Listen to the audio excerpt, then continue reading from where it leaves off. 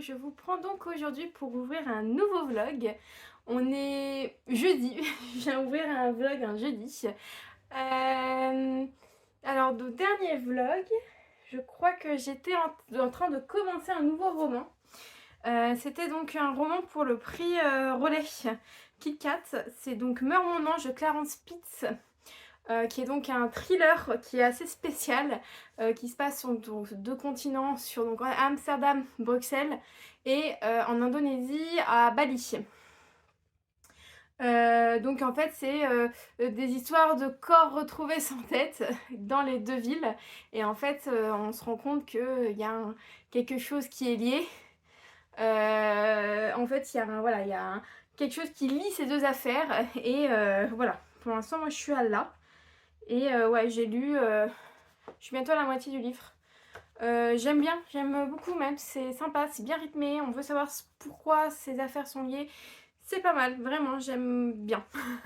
Ça me change d'autres thrillers, en tout cas je lis énormément de thrillers en ce moment, c'est ouf. Mais moi j'aime bien ça. C'est un peu bizarre mais j'aime bien. Donc voilà pour ma lecture en cours. J'ai eu une réception, j'ai préouvert l'enveloppe, c'est le duc.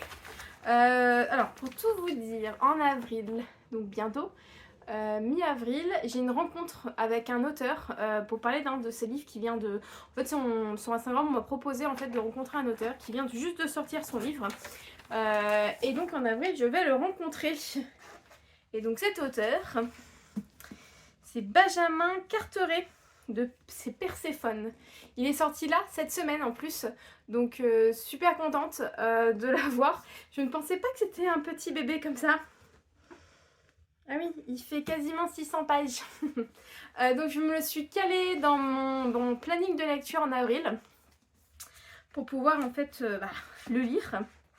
Oh, ils m'ont donné un marque-page, trop bien. Trop bien. Vous savez que j'aime beaucoup l'histoire, j'aime beaucoup la mythologie, donc ça tombe bien, je suis très contente. Vraiment, la couverture est magnifique, elle brille un peu, je sais pas si vous voyez. Elle brille. Je vais vous lire le résumé. Dans la monarchie divine de ciel et l'ordre de Zeus, Corée, jeune déesse sans pouvoir, grandit à l'ombre de sa puissante famille. C'est loin de l'Olympe auprès des mortels, à qui sa mère Déméter enseigne l'agriculture, que son pouvoir se révèle enfin. Corée devient printemps, feu de terre et l'héritière d'une lignée de déesses gardiennes de l'ordre ancestral. Mais aux prémices de ces changements, Corée se fait enlever et devient captive dans le royaume des morts. Tandis que l'amour éclot dans les ténèbres sur terre, sur terre, l'hiver de Déméter endeuillé succède pour la première fois au printemps. La famine qu'elle libère menace la race des hommes et par là, celle des dieux. Partout, la mère cherche sa fille perdue, mais Corée n'existe plus. Dans le cœur de terre naît Perséphone. À travers son premier roman envoûtant, Benjamin Carteret donne une voix à Perséphone et Déméter pour nous offrir une nouvelle lecture féministe de ce mythe qui résonne avec notre monde contemporain. Oui, Perséphone, c'est l'histoire, oui, c'est Déméter, donc qui est la déesse de la terre. Donc c'est sa mère. Perséphone se fait enlever par Hadès, qui devient sa femme, si je me trompe pas. Et en fait, on explique comme ça, en fait, il y a eu après un pacte entre donc Déméter et Hadès. Donc Perséphone pouvait revenir au printemps et en été, c'est là où Déméter était joyeuse. Et elle repartait en enfer pour l'automne et l'hiver, et c'est là où Déméter était triste. Donc c'est comme ça que les Olympiens expliquaient les changements de saison. Les changements de froid, d'été, donc je trouve ça... Moi, je trouve que comment ça s'appelle, l'histoire grecque, de toute façon, la mythologie grecque, j'adore, je l'ai étudiée, c'est vraiment... c'est une de mes matières préférées. Et voilà, donc je suis toujours contente de pouvoir en lire. Moi j'aime toujours, vous savez, les livres de Madeleine Miller, Circé, qui est mon préféré, ou Le Chant d'Achille. Entre Le Chant d'Achille et Circé, j'ai quand même préféré Circé. Et donc voilà, je suis très contente de pouvoir lire ce roman. En tout cas, il est comment dire, il est prévu pour avril. Voilà pour mon roman que j'ai reçu, et je suis allée faire un petit tour en librairie parce que, comme je vous l'avais dit, je fais donc un swap, donc je suis allée faire Je suis allée dans ma librairie pour prendre la papeterie parce qu'ils ont vraiment une très belle papeterie dans cette librairie. Donc je me suis dit que j'allais faire un petit tour et j'ai trouvé en fait un livre qui ça fait très longtemps que j'ai dans ma wishlist et je me suis dit que c'est peut-être le moment de le prendre. Donc c'est Petite de Édouard Carré qui me disait depuis sa sortie, il est sorti en grand format si je me trompe pas au Cherche Midi et moi je guettais sa sortie et je m'étais dit ah non pas en grand format, je vais attendre le petit et il est sorti depuis un petit moment et il me tentait énormément. En fait c'est l'histoire de Madame Tussaud. Si je me trompe pas, c'est son histoire, donc une Alsacienne, une Française, qui va en Angleterre et qui a été un peu choquée par si je me trompe pas, par la Révolution française et qui va en fait faire des personnages en cire et en fait je crois que ses premiers personnages en cire c'est sur la Révolution française qui sont assez marquants et je sais que les Anglais ont été très friands de ça parce que pour eux la monarchie française qui se fait abattre est impressionnante. Voilà, je vais vous lire le résumé. Marie Grossolt est si petite qu'on l'appellera Petite. Née en Alsace en 1761, l'orpheline ne trouve sa place dans la vie qu'au service du docteur Curtius, sculpteur sur cire. On s'arrache alors dans la bonne société ces portraits confondant de ressemblances. Le mode est tel que les petits pas de Marie le mèneront à Versailles auprès d'Élisabeth, sœur du roi. Las, la Révolution, elle aussi a ses têtes, et elle veut la faire tomber. Marie échappera à la guillotine en confectionnant les masques mortuaires des plus grands. Louis XVI, Marat, Robespierre. Le sang coule et Marie pétrit la cire. Un destin qu'elle poursuivra jusqu'à Londres sous le nom de Madame Tussaud. Voilà, l'incroyable destin de la future Madame Tussaud. Tout frissonne dans ce roman, 500 pages d'émoi et d'effroi, de sang-froid et de cire chaude. Voilà. En tout cas, ça a l'air super bien. J'ai trop envie de me le lire. Mais bon, je dois finir mon policier et après on verra. Je finis mon policier. Après, je crois que j'ai une lecture commune de prévue pour lundi. Et après, il faut que je renchaîne avec le prix relais. Mais pour l'instant, le prix relais, ça, à part il n'y a rien qui me déçoit. J'ai peur pour des lendemains qui chantent de Alexia Strezzi. Mes collègues de prix n'aiment pas trop. J'ai un peu peur. En plus, c'est un petit pavé, donc on verra bien. Donc voilà pour mes réceptions. Je vous laisse là. Je crois que c'est tout ce que j'avais à vous dire. Ouais, je vous laisse là. Et je vous retrouve donc tout à l'heure.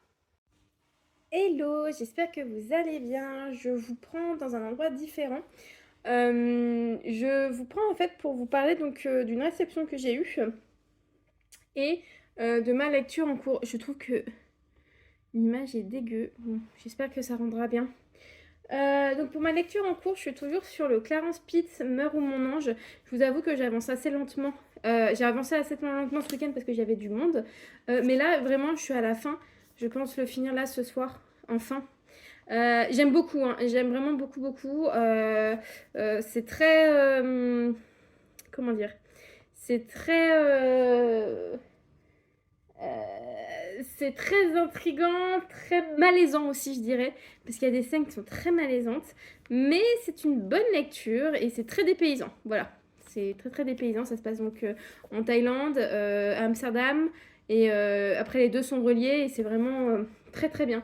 Je le lis sur liseuse parce que j'étais partie en voyage, j'avais pas le temps en fait je voulais pas prendre le livre, donc je le lis sur liseuse qui est très très bien aussi. Donc voilà pour ma lecture en cours. J'ai aussi deux petits trucs à vous montrer. Je me suis pris des marque-pages trop mignons avec des chats dessus. Hop, avec un petit chat. Hop, celui-ci aussi trop mignon. J'adore les petits chats noirs. Je pense que vous savez, je suis un chat noir, donc je suis amatrice de chats noirs. Et j'ai eu aussi une réception de la part du club des lecteurs Folio. Et c'est une réception qui change de mes lectures d'habitude. Et je vous avoue que je suis super intriguée par ces deux romans. En fait, c'est un tome 1 et un tome 2. Et je suis très très intriguée. Et je me tâte même à le commencer juste après ma lecture en cours. Parce que c'est la première fois que je lirai ça entre guillemets. Et ça me plaît pas mal. C'est donc Les marins ne savent pas nager, le tome 1 de Dominique Scali. Je connais pas du tout. Moi, dites-moi si vous connaissez. Moi, je connais pas du tout, du tout. Et vraiment, le résumé m'intrigue énormément. Je vais vous lire le résumé. Ici est une île d'honneur et de courage, où seuls les plus braves ont le privilège de vivre à l'abri des remparts de la cité fortifiée. Les autres, les riverains, sont repoussés sur les plages où ils sont soumis aux dévastatrices marées d'équinoxe. Parmi eux, une jeune inféline de nom de Danae Poussin rêve d'exploits qui lui permettraient d'intégrer la cité prospère. Aux côtés de marins, de saleuses, de morues, de contrebandiers ou de duellistes, Danae découvre les cycles qui animent les mouvements de la mer, comme ceux qui régissent le cœur des hommes. Donc ça c'est le tome 1, et là c'est le tome 2. Je vais pas vous lire le résumé du tome 2 parce que moi j'ai peur que ça me spoil déjà moi. Donc voilà, ils disent que c'est un roman d'aventure qui se passe au XVIIIe siècle, mais aussi un peu fantastique. Donc c'est pour ça, je suis assez voilà, j'aimerais bien connaître en fait, parce que l'île 10, je sais que c'est une île qui existe vraiment, donc je suis hyper intriguée par ce roman, et voilà, c'est un petit pavé quand même, qui fait oui, quasiment 500 pages, mais voilà, je suis hyper tentée de le commencer, parce que ça me changerait de mes policiers, parce que je vous avoue que je vais commencer à finir Barjo à lire que des policiers, donc je me disais que ça pourrait quand même bien changer de mes lectures habituelles. Donc je pense que ça sera ma prochaine lecture. Donc voilà, c'est tout ce que j'avais à vous dire sur mes lectures en cours. J'ai envoyé mon swap, vous savez que j'avais un swap de printemps à faire. Je l'ai envoyé hier, j'espère qu'elle va bientôt le recevoir. Je suis trop pressée de savoir si ça lui plaît. Je suis aussi un peu inquiète, j'espère que vraiment tout lui plaira. Mais voilà, donc j'ai envoyé mon swap que j'ai adoré faire, et je suis pressée aussi de recevoir le mien. Voilà, c'est tout ce que j'avais à vous dire. Je pense vous reprendre bientôt parce que je pense avoir d'autres petites trouvailles. Donc voilà.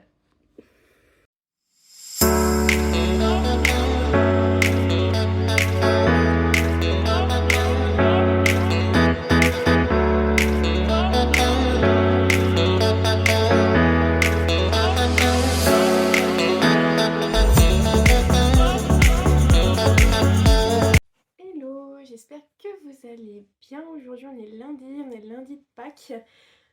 C'est un peu penché. Vous pouvez voir que derrière moi ça a un peu changé. On a fait un peu de changement dans notre bibliothèque avec mon chéri. On a changé aussi de place mon bureau. Donc il y a eu pas mal de changements de fait ce week-end. Voilà, tout ce que je voulais vous dire sur ça. Donc là on voit un peu notre mangathèque qui est juste là. Et là il y a toujours donc, ma bibliothèque. Je voulais vous parler de 2 lectures que j'ai donc terminées. Donc j'ai terminé vendredi Meurs mon ange de Clarence Pitts. Vous savez que je lisais sur liseuse. Très bon roman. Ouais, très très bon roman, très très bon policier thriller qui fait quand même très très très froid dans le dos. C'est en fait, on va dire, ça se passe donc entre Amsterdam, Bruxelles, Amsterdam et l'Indonésie. Exactement où? Ils disent Indonésie, mais oui. Et en fait, tout en fait, il va y avoir en fait plusieurs choses qui vont se passer, et on va se comprendre que tout est en fait relié. Et voilà, et la fin est très bien, hyper sanglante, mais malgré ça, j'ai quand même beaucoup apprécié. J'ai voulu savoir la fin de ce roman. En tout cas, moi je connaissais pas du tout cet auteur, et je pense que je vais m'intéresser un peu plus. En plus, c'est Folio Policier. Moi, Folio Policier, j'aime beaucoup ce qu'ils publient. Donc, c'est hyper intéressant. Folio Policier. Donc, cette autrice, pardon, c'est une femme, Clarence, a publié Les Enfants du Serpent en 2023. Donc, Meurs mon ange en 2021.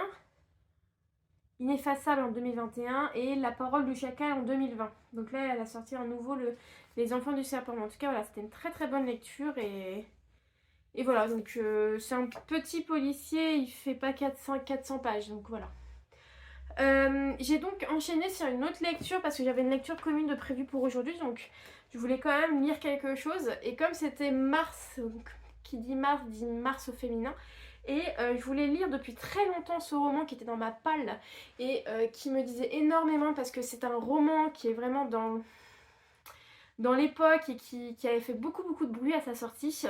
Et voilà, donc j'ai donc lu Le Consentement de Vanessa Springora. Que j'ai adoré. Je connaissais un peu l'histoire par ce qu'il disait en fait sur les plateaux télé, parce qu'elle a été reçue vachement sur les plateaux télé. C'est pour ça que je l'avais acheté il y a 2 ans. Vanessa Springora, c'est donc une éditrice qui a décidé de dire la vérité sur ce qui s'est passé avec un auteur qu'elle a eu donc une relation avec lui alors qu'elle avait que 13 ans. Et cet auteur avait 50 ans. Et donc en fait, ça raconte donc cette histoire qui n'est pas vraiment une histoire d'amour, qui est plutôt une histoire comment ça s'appelle, d'emprise sur une femme et sur une jeune fille.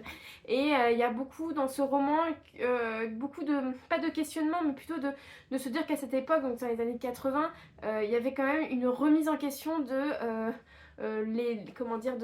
adolescents. Peuvent-ils coucher avec des adultes. Il y a même eu des pétitions faites par cet homme avec qui elle a eu une histoire qui demandait en fait que se dépénaliser le fait de coucher avec des jeunes qui sont pas à majorité sexuelle. Donc quand même ça va loin. Mais en tout cas c'était un très beau témoignage, très fort surtout. Et je l'ai lu d'une traite, je l'ai lu en 2 jours, parce que vraiment j'ai été captivée par sa plume et j'étais captivée par cette histoire qui me faisait froid dans le dos, parce que cet homme parce qu'il est toujours là, il est toujours vivant. Cet homme était prêt à tout pour garder en fait Vanessa auprès de lui, même encore il y a quelques années, il lui a envoyé encore des lettres pour vous dire que il voulait vraiment avoir l'emprise sur elle. Et donc elle a décidé de prendre la parole grâce à ce roman. Et il y a un film qui est sorti, qui a été donc cette année au festival, non, au César, qui a reçu un César. Je sais pas s'il est encore sorti sur Canal+, mais en tout cas, je pense le regarder parce que bon, je trouve que c'est la suite logique après ce roman. Mais en tout cas, voilà, je pense que beaucoup l'ont lu. Moi, je ne l'avais pas encore lu et je suis très contente d'avoir pu lire ce roman, surtout pour ce mois qui est très spécial. Donc, j'étais vraiment contente de cette lecture. Donc voilà, de mes 2 lectures terminées de ce week-end. Niveau lecture audio, j'ai abandonné La Dame de l'Orient Express. Je vous avoue que j'en avais un peu marre. Je trouvais ça lourd et lent en fait. Donc, je l'ai abandonné. Tout simplement. Peut-être que je m'y remettrai, mais en tout cas, voilà, c'était un peu lourd et trop long pour l'instant. Donc, je me suis plutôt mise à écouter l'affaire de Clara Miller de Olivier Ball. Qui est donc pour l'instant, donc c'est donc Paul Green, un journaliste qui va donc enquêter en fait sur la disparition de Clara Miller. Et on va suivre aussi Mike Stills qui est en fait une star du rock. Et voilà, mais je suis vraiment au tout début du roman. Ouais, c'est ça, je suis au chapitre 6 je crois. Donc voilà, j'ai écouté que 60 pages. Mais en tout cas pour l'instant c'est pas mal, c'est plus rythmé. Et c'est pour ça que j'ai voulu changer. Moi je connaissais pas du tout Olivier Ball, donc je vais le découvrir avec ce roman. J'ai donc commencé hier soir. J'ai vraiment commencé, j'ai lu un chapitre. Le tome 8 de Meurtre et Tarte au citron vert que je lis en lecture commune avec Emeline, pardon, qui est donc, vous savez, ma copine du book club. On aime bien lire les Johann Fluck ensemble. Donc on est au tome 8. Je suis super étonnée, on avance quand même très vite. Il nous reste encore 2 tomes pour être à jour des sorties. Donc voilà, donc voilà, c'est... je peux pas vous lire le résumé, c'est un tome 8, mais voilà, c'est donc un cozy mystery. Et là, ça se passe en été. Bon, pas du tout de saison, mais bon, c'est pas trop grave. Donc voilà, c'est tout ce que j'avais à vous dire. Je crois bien. Oui, donc je vous laisse là et je vous retrouve donc tout à l'heure. Hello, j'espère que vous allez bien. On est samedi matin. Je me suis levée assez tôt pour pour regarder des vlogs, parce que j'aime bien les vlogs le samedi matin, et pour profiter pour lire un peu. Voilà, je voulais vous montrer en fait un swap que j'ai reçu donc de Justine. On a fait donc un swap du printemps. Et donc j'ai reçu 2 livres, des marque-pages, du thé, une tasse, et je voulais tout vous montrer. Je vais commencer déjà par les goodies. J'ai reçu cette magnifique tasse lavande. Moi, il faut savoir que j'adore la lavande, que j'ai des lavandes sur l'avant-bras. On ne voit pas trop, mais voilà, j'ai des lavandes sur l'avant-bras. C'est vraiment ma fleur préférée. Et quand j'ai vu la tasse, j'étais trop contente. Donc là, je l'ai déjà, j'ai fait un thé. Et ce thé, c'est donc un thé qu'elle m'a offert. C'est donc miel 1000 fleurs. Et qui sent vraiment le thé à la miel, au miel. C'est vraiment trop. Ça sent trop bon. Je ne l'ai pas encore goûté. Là, je le fais infuser. 4 minutes, je pense que c'est là, c'est infusé. Je vais vous le dire tout à l'heure si c'est bon, mais en tout cas, il sentait très bon. Après, j'ai eu aussi dans mon colis des marque-pages. J'ai eu un marque-page trop mignon, hérisson. Un autre, j'ai eu un duo de marque-pages avec des fleurs très beaux aussi. Hop, voilà. Et j'ai eu aussi des petits autocollants avec des trèfles et des coccinelles. Et avec, j'ai eu aussi 4 stylos. Et ces stylos, je les adore. 4 stylos comme ça. Et je les adore. Je suis désolée, je regarde parce qu'il y a mon chat, il est fou parce qu'il y a des pigeons qui viennent sur le balcon. 4 stylos comme ça que j'adore de cette marque. Pilo. Et moi, je trouve que quand vous faites vraiment un carnet de lecture, je trouve ça tellement agréable d'avoir en fait des stylos que vous aimez et qui écrivent super bien. Voilà. Il fait des bêtises. Psst, Mathia. Donc voilà, 4 stylos. Et au niveau de lecture, j'ai eu donc 2 livres. Donc on s'était dit qu'on allait mettre donc un livre de poche et un livre en brochier, ce sont des bêtises, dans le swap. Donc elle a pris en fait ma wishlist dans le glyphe. Et elle a mis dans ce swap La folie de Johanna Gustafsson. Voilà. C'est donc un thriller. En fait, on s'est rendu compte avec Justine qu'on avait 2 passions en commun sur les lectures. C'est les thrillers, les policiers et les romans historiques. Donc voilà. Donc ça, c'est donc le premier. Je vais vous lire le résumé. Québec 2002. Maxine Grant, inspectrice et mère célibataire, dépassée et appelée sur une scène de crime terrible. Pauline Caron, son ancienne institutrice, est assise sur le perron de sa maison, choquée, pieds nus dans la neige et couverte de sang. À l'intérieur, le cadavre de son mari, lardé de coups de couteau. Pauline, cette femme douce et appréciée de tous, peut-elle être coupable? Pour le découvrir, il faut plonger dans le Paris de 1899, au lieu du spiritisme et de la magie noire, et s'aventurer dans le Québec de l'après-guerre, où la plus ancienne patiente d'une maison d'aliénés prodigue à une adolescente des conseils quelque peu dangereux. J'adore. On remonte dans le temps, j'aime bien. On va alterner, je pense, les flashbacks 1949, là je vois. 2002. Non, ça a l'air vraiment top. Top. 1899, ça a l'air vraiment top. Donc voilà.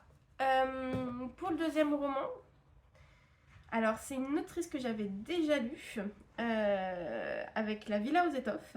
C'est donc Café Angel, une nouvelle ère de Anne Jacobs qu'elle a écrit en fait sous son pseudonyme Marie Lamballe. Je vais lire le résumé. J'aime pas les comme ça.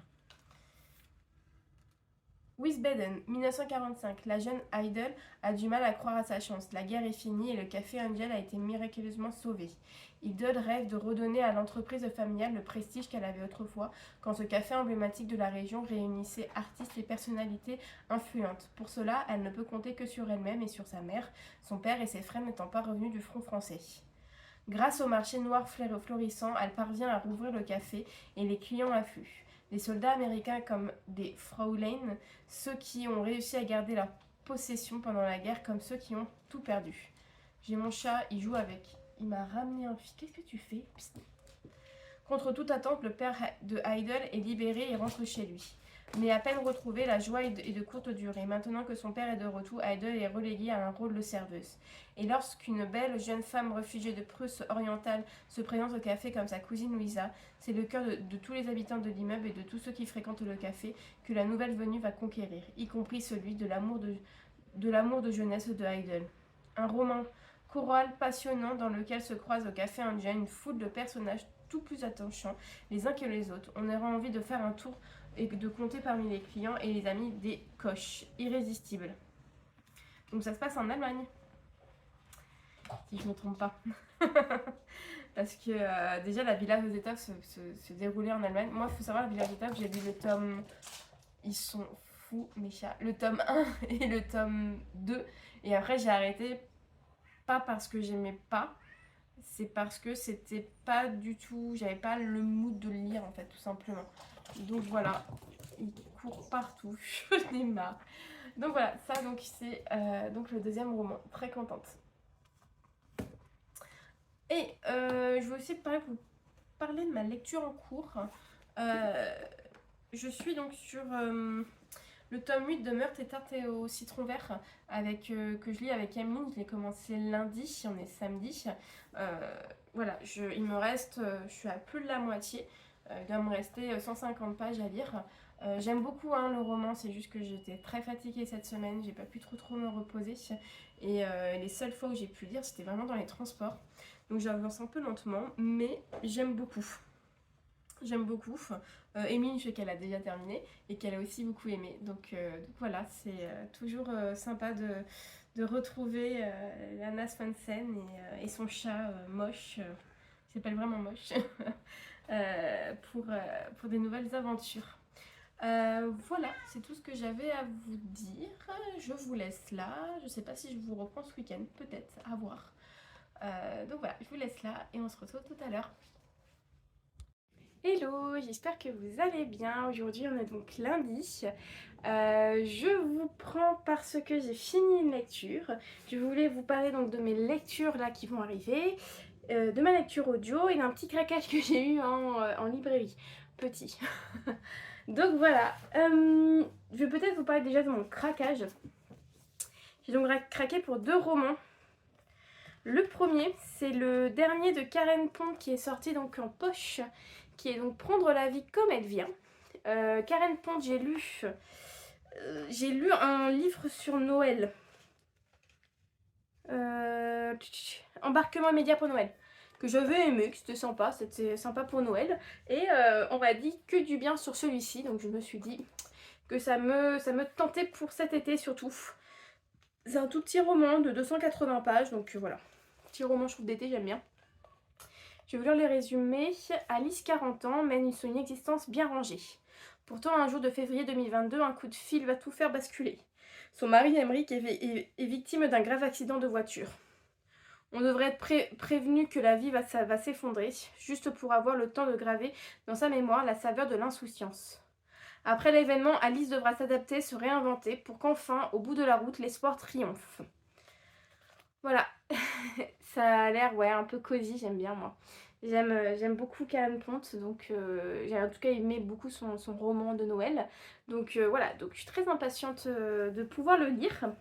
Le deuxième roman, c'est Les restaurants des recettes oubliées de Hisaki Kasuiwai et c'est l'édition collector qui est magnifique. Donc elle est en hardback, donc c'est j'ai lu. Et attendez, alors ça c'est la pochette et vous pouvez enlever la pochette et elle est comme ça à l'intérieur. Donc voilà, je vais vous lire le résumé. Caché dans les ruelles de Kyoto se trouve un petit restaurant, le petit restaurant des Kamogawa, d'où s'échappent d'exquises odeurs de cuisine traditionnelle japonaise. En plus de délicats repas faits maison, Nagare et sa fille Kouaoshi proposent une expérience qui sort de l'ordinaire. Cuisiner un plat que leurs clients ont en mémoire, mais dont la recette est depuis longtemps oubliée. Pour chaque nouveau plat, la famille Kamogawa enquête et propose à ses convives de déguster une nouvelle fois les mets de savoureux qui ont marqué leur vie. Par la magie des émotions et de la nostalgie, ces délices perdus enfin retrouvés permettent de rêver de nouveaux départs. Et c'est écrit très gros. Il y a 300... Attendez, parce que là à la fin il y a des recettes. Allez, il y a 300 pages, mais c'est écrit super gros. Donc je pense que je vais aller très vite sur ce roman. Donc voilà, ça a l'air d'un super beau roman. Je suis très pressée de pouvoir le lire. J'ai même pas vu la marque-page. Ah bah oui. Qui dit airbag dit marque-page. Attendez, faut que je le trouve quand même. Voilà. Donc voilà, ça aussi, je suis très pressée de le lire. En plus, les livres japonais un peu comme ça, moi j'aime bien. Ça fait du bien de lire des romans comme ça. Donc voilà, pour mes 2 petits craquages en librairie. Niveau lecture, j'ai donc terminé Meurtre et tarte au citron vert de Johan Fluck, les enquêtes d'Anna Swensen, le tome 8.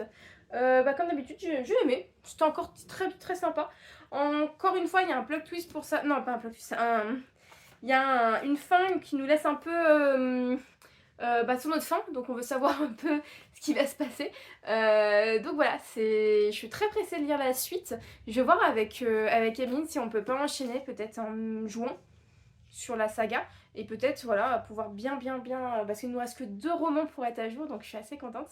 On avance plutôt bien, donc c'est top. Donc voilà, pour ma lecture terminée.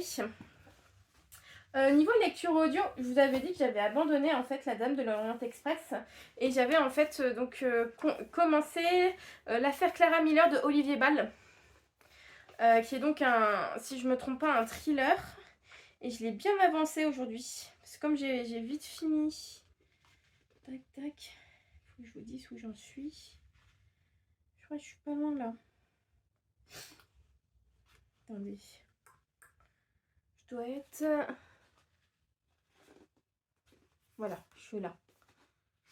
Enfin, pas mal avancé. Je n'ai pas encore écouté 100 pages, mais bon, je suis pas mal quand même. Voilà, je suis à la page 87. Je vais vous lire le résumé. Son cadavre est remonté comme celui d'autres femmes à la surface de l'eau. 6 au total. Là-bas, dans les forêts du New Hampshire, ce lieu maudit porte un nom, le lac aux suicidés. Clara Miller était journaliste, comme Paul Green, le reporter qui débarque sur l'affaire. Il avait connu Clara étudiante et ne croit pas un instant à la thèse du suicide. Un homme l'intrigue, Mike Stills,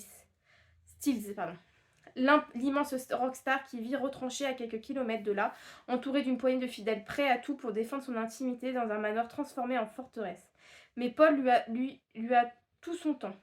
Dans sa vieille forte déglinguée, il tourne inlassablement autour du domaine, avec comme cette question, et si du manoir, la route menait directement au lac. Voilà. En tout cas, pour l'instant, j'aime beaucoup.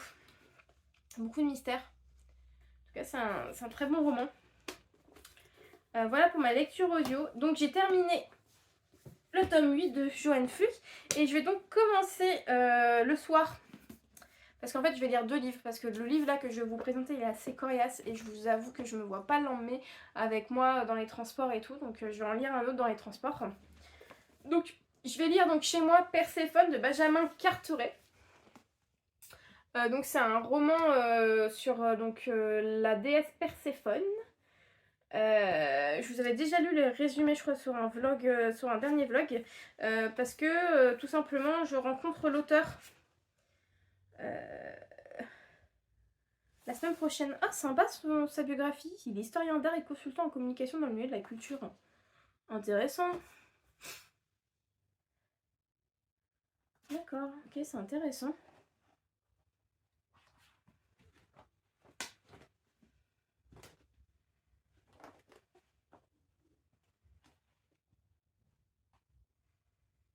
Voilà.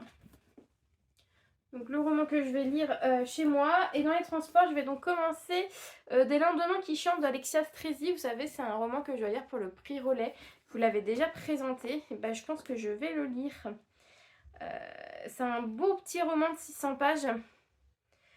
J'ai vu beaucoup de gens qui l'avaient abandonné parce que c'était pas du tout leur style. Donc je suis un peu débutative, mais bon, je vais commencer ça dans les transports, comme c'est un petit roman. C'est mieux, je trouve, pour pouvoir le lire. Donc voilà, c'est tout ce que j'avais à vous dire. Je pense pas clôturer tout de suite ce vlog, je vais voir peut-être dans la semaine. Voilà, faut savoir que on est donc le lundi 8 si je me trompe pas, et ce week-end il y a le salon, le festival du livre de Paris. L'année dernière j'avais pas pu y aller parce que j'étais en voyage, et cette année je peux y aller le dimanche. J'y vais en plus en famille, donc je suis assez contente. J'y vais le dimanche et j'ai déjà vu un peu des auteurs qui m'intéressaient, dont un qui est celui qui a le prix Goncourt, Jean-Baptiste Andréa, et je suis super contente de pouvoir le voir et faire dédicacer mon livre. Donc je pense, donc j'ai vu qu'on pouvait en mettre que 2 livres, donc je pense que je vais en mettre celui-ci et c'est tout, parce que si je veux, je sais pas, ou un autre, faut que je regarde un peu. En tout cas, lui, je veux le faire dédicacer, ça c'est sûr. Et après, on verra bien. Donc voilà. Sur ce, je vous laisse là et je vous retrouve donc tout à l'heure.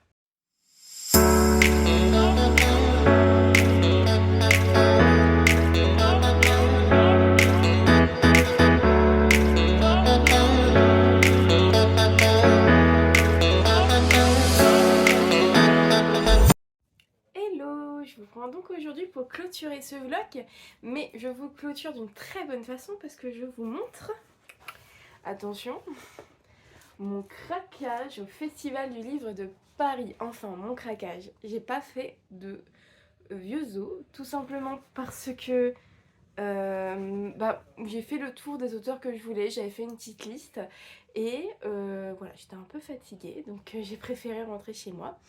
Je pense qu'à la fin de cette vidéo, je vous montrerai peut-être aussi quelque chose donc qui n'a pas trop rapport avec les livres, mais vous comprendrez pourquoi en fait.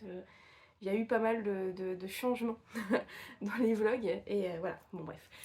Déjà, tout d'abord, j'ai donc le Festival du Livre de Paris de vous montrer, une réception, et je vais vous parler aussi de ma lecture en cours. Alors, tout d'abord, on va commencer par la réception, c'est mieux. La réception, j'ai donc reçu les livres pour le prix relais KitKat. Donc ces 2 romans-là. Donc dans mon colis, donc la dernière fois je vous avais dit j'avais eu aucun KitKat, et ben encore une fois je n'ai eu aucun KitKat. J'ai été mais punie, je ne sais pas pourquoi, ça fait la 2e fois. Bon, en soi je m'en fous, j'ai des livres, mais c'est quand même le prix relais KitKat et je n'ai pas de KitKat alors que tous les autres ont des KitKat. Donc voilà, je me plains un peu parce que ça me saoule, c'est pas très sympa moi je trouve. Donc voilà, je fais pas une très bonne pub. Et bon, on en a déjà parlé avec des copines et c'est vrai que c'est un peu... ni fait ni à faire, bon bref. Voilà, donc j'ai donc reçu 2 romans qui me tentent énormément vu les résumés. Celui-ci, donc La petite librairie de Riverside Drive de Frida Skipback. Alors, depuis la mort de son mari, Charlotte vit cloîtrée dans la campagne suédoise et noie son chagrin dans le travail. Aussi, quand une tante inconnue lui lègue une librairie à Londres, son premier réflexe est de le vendre pour ne pas perturber son équilibre. Pourtant, une fois arrivée sur place, elle tombe rapidement sur le charme du lieu, des 2 employés et de William, le jeune écrivain qui habite à côté. La découverte d'une lettre jamais envoyée qui la plonge dans la jeunesse de sa mère finit de l'intriguer. Quel secret se cache derrière les murs de la librairie? Trop envie, j'ai vu que des bons avis sur ce roman-là. Quand j'ai vu qu'il était en sélection, j'étais très contente parce que je voulais déjà le lire déjà avant. Donc super contente. Là, je termine mon livre, j'ai une lecture commune et je pense que j'enchaîne avec celui-ci. Donc très pressée de le lire, il fait pas 500 pages mais c'est une petite briquette quand même. Le deuxième c'est donc Le cimetière de la mer de Aslak Nord. Je vais lire le résumé, alors je crois que c'est une saga, c'est le premier tome d'une saga. Hein. La famille Folk compte parmi les plus puissantes de Norvège. Le suicide de Vera Lind, la matriarche de la lignée, pourrait toutefois entraîner l'effondrement de leur empire. Elle laisse derrière elle de nombreux mystères. Sacha, sa petite fille, part à la recherche de son dernier manuscrit resté inédit qui racontait le naufrage d'un express côtier pendant la Seconde Guerre mondiale, englouti avec les secrets de la jeunesse de sa grand-mère. Désobéissant aux ordres de son père, Sacha s'allie à son cousin de Bergen et à l'impénétrable Johnny Berg, un ancien agent de service de son renseignement norvégien, pour découvrir cette vérité cachée au fond des eaux. J'adore tout ce qui est enquête de famille, enquête historique, vraiment c'est ma came totalement. Je suis trop contente. Là, il y a marqué entre la saga Millennium et la série Succession. Une formidable page turner, la nouvelle grande star du polar scandinave. Vraiment, je suis trop impatiente. Vraiment, je commence avec ce prix, je commence à connaître des auteurs scandinaves que j'avais découvert avec vous, Eva Björk. Oui, Evia Björk Arisdottir avec les garçons qui brûlent que j'avais beaucoup aimé. Donc vraiment, encore une fois, je suis trop impatiente de lire ce roman. Donc je pense enchaîner, faire celui-ci. Mais en tout cas, trop contente. Alors, maintenant, je vais vous faire je vais vous expliquer un peu le salon du livre. Donc moi, le salon du livre, donc cette année, on pouvait en mettre 2 livres. 2 livres de chez nous à faire dédicacer. J'ai donc en mes 2 livres, 2 auteurs que je voulais vraiment voir. Donc je suis arrivée, j'ai vu que l'auteur que je voulais vraiment voir passait entre 10h et midi. Moi, je suis arrivée vers 10h45. Et j'ai donc pu voir Jean-Baptiste Andréa, le lauréat du prix Goncourt. Il était très gentil. Je lui ai dit que je lisais son livre pendant en fait, quand il a obtenu son prix Goncourt. Et j'ai eu un petit tampon. Pour ceux qui l'ont lu, ils vont savoir pourquoi un ours. Mais en tout cas, je suis trop contente. C'était vraiment, en tout cas, un de mes bons livres de l'année dernière, de la fin de l'année dernière. Donc je suis vraiment heureuse de l'avoir pu voir et avoir pu parler avec lui. La deuxième auteure que je voulais voir absolument, c'est Serena Giuliano, que je vois tout le temps au Festival du Livre, donc je suis assez contente. Et que en fait son livre là pour l'instant je ne l'ai pas lu, c'est Felicita. Je lis souvent en fait ses livres l'été, j'adore lire ses livres l'été, c'est tellement reposant. Moi j'adore, donc je suis trop contente de l'avoir pu l'avoir. Petite dédicace, et j'ai eu un chapitre inédit à la fin, donc je vais pouvoir me le lire à la fin, le chapitre bonus, voilà. Petite dédicace. Trop contente. Donc voilà les 2 livres que j'ai emmenés au salon du livre. Et j'ai pu voir les 2 auteurs. Et vraiment pour le prix Goncourt, j'ai cru faire la queue pendant 2 heures. Je suis arrivée, il y avait 3 personnes devant moi. Allez, j'y vais. Après, ça faisait 3 jours qu'il était là aussi. Donc je pense qu'il y a des gens qui ont pris en fait pour le week-end. Et moi, voilà, je suis arrivée le dimanche. C'est bon, j'ai ma dédicace. Donc trop contente. Après, j'ai donc vu... je me suis vraiment ciblée sur des auteurs qui me disaient bien, que je connais et que je savais que je voulais voir. Donc voilà, j'ai pris 5 romans. Donc j'ai vu 5 auteurs. Voilà. Donc après avoir vu donc Jean-Baptiste Andréa, je suis arrivée. J'ai vu Titou Lecoq. Oula, je vais tout faire tomber. j'ai vu Titou Lecoq. Donc c'est son roman qui vient de sortir. Hop, j'ai eu des marque-pages. Festival du livre. C'est donc une époque en or. Celui-ci. Moi, Titou Lecoq, donc je l'ai découvert avec comment ça s'appelle, Les Grandes Oubliées, qui était très bien. Donc je me suis dit pourquoi pas. Je vais lire le résumé. Chloé Bertoul habite la ville moyenne de Gabarny avec son compagnon, sa belle-fille et son fils. Seule petite folie dans son quotidien, le lundi, elle se défoule au BMA, le club des belles-mères anonymes. La lassitude la guette entre 2 crises d'angoisse sur le réchauffement climatique. Comment reprendre sa vie en main quand le seul espace de liberté est de changer le fournisseur d'électricité. Soudain, tout bascule. Avec la révélation d'un secret de famille, Chloé va devoir jongler entre un trésor perdu, des masculinismes hargneux, un plan pour la fin du monde, une grand-mère machiavélique et un lave-vaisselle qui ne se vide pas tout seul. Une époque en or et l'histoire d'une famille ordinaire tout à fait géniale, un roman qui déborde de vie, d'adrénaline et de paniers de linge sale. Ça a l'air assez, peut-être avec un peu d'humour, ça a l'air pas mal. J'ai eu 2 tampons, c'est marrant de mettre des tampons, j'adore. Donc voilà, ça c'était donc la 2e auteure que j'ai vue. Juste après, j'ai pu voir aussi donc du même maison d'édition. Vraiment, cette maison d'édition, elle est top quoi. C'est donc Baptiste Beaulieu, Où vont les larmes quand elles sèchent. Moi, j'aime beaucoup Baptiste Beaulieu. J'ai lu les... J'ai lu... Il doit être par là. Non. La plus belle histoire d'amour du monde, je crois. C'est vraiment, j'ai adoré, je l'ai dévoré, j'ai même pleuré à la fin tellement elle était belle cette histoire. Et vraiment, Baptiste Beaulieu, il est hyper gentil, hyper sympa. On a bien parlé. pour une raison que j'évoquerai peut-être après. Et on a bien parlé, et donc il m'a dit qu'il allait avoir un deuxième en son roman qui allait sortir là bientôt en octobre et qui était très productif, donc très contente.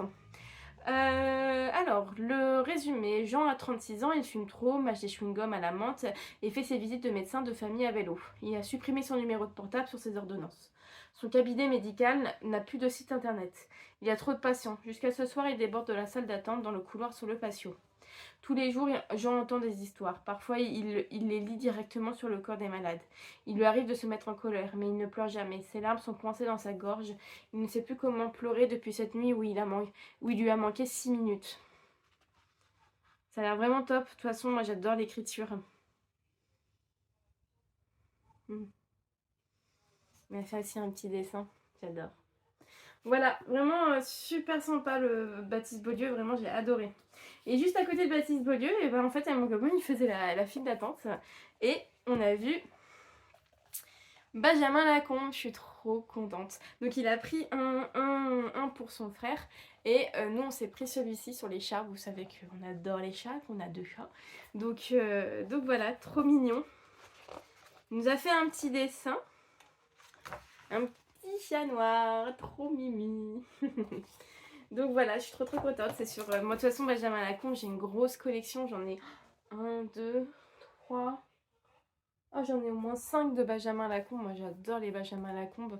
Et voilà, là, voilà, comme c'était des petits chats, je suis assez contente. Très gentil Benjamin Lacombe. Bah, le problème c'est qu'il y a beaucoup de monde, donc il enchaîne beaucoup.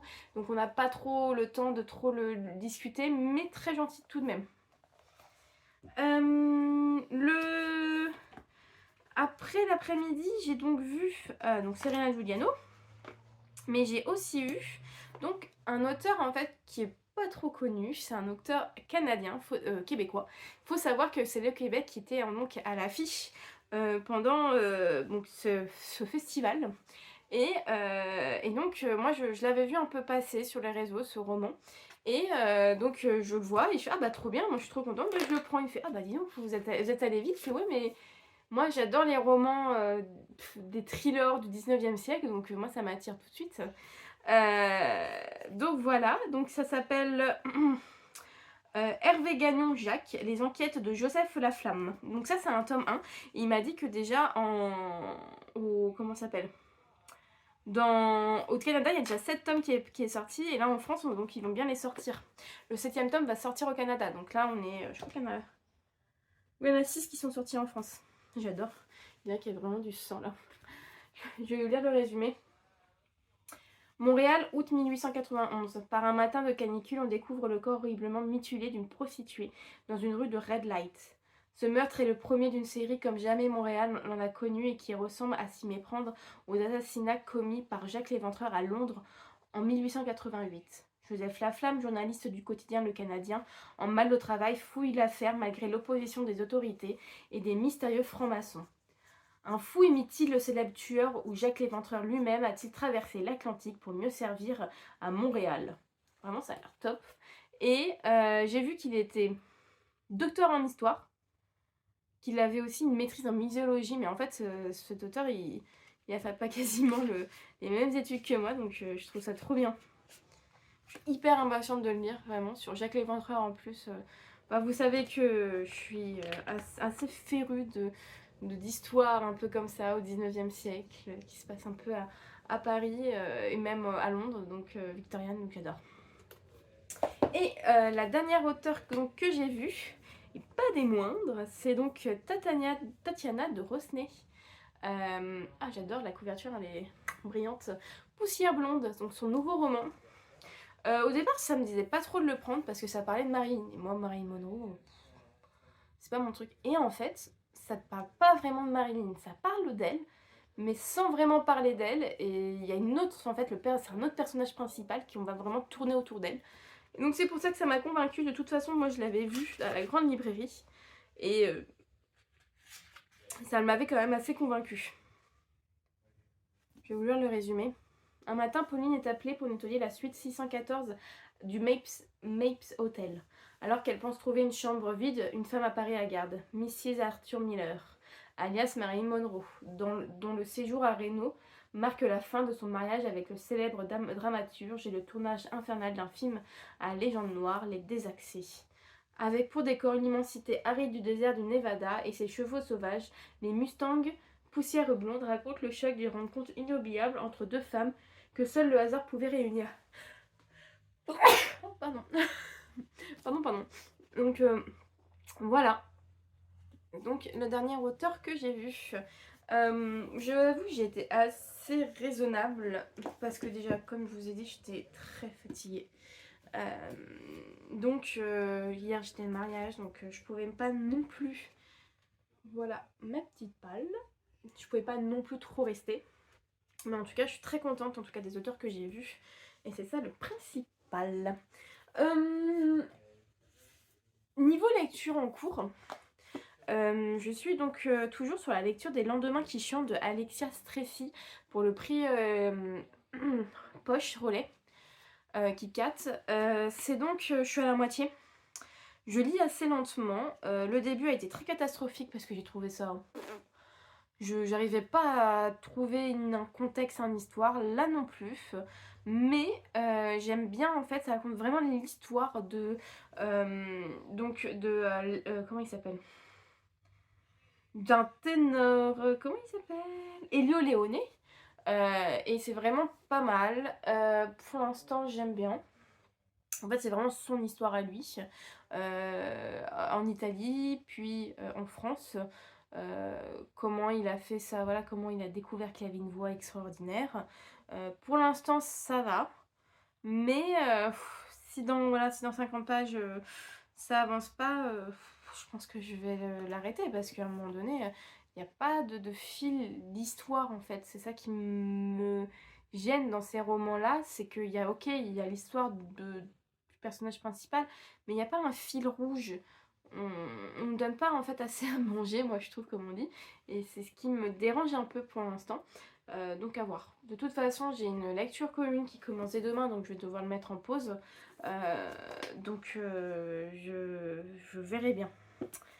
Voilà pour tout ce que je voulais vous dire niveau livre.